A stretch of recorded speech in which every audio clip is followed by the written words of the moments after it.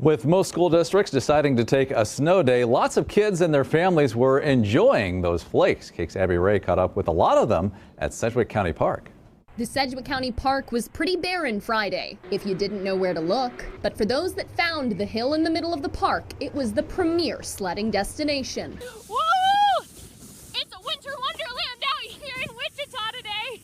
Many area school districts were off school after more than 3 inches of snow hit Wichita, and some families chose to hit the slopes of Sedgwick County as a result. We're in the Mays School District, so we got the message at like 5 o'clock in the morning and knew this was going to happen. Matthew Smith took his daughters sledding and even showed off some of his own skills with a purpose. Making memories more than anything else, you know.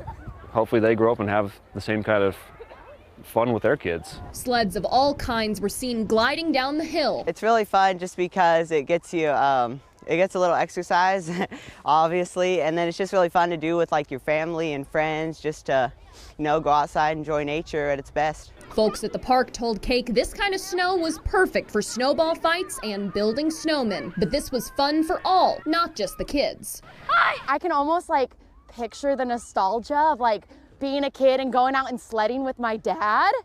And it just makes you feel like a kid and want to get out there and play in the snow. It's really awesome, and it's awesome to see all of these Wichita families out there. With more winter weather on the way, this won't be Wichitans' last opportunity to slip and slide this year. Feels good, wear your layers, get your gloves, and get out and have some fun. Abby Wray, KAKE News on your side.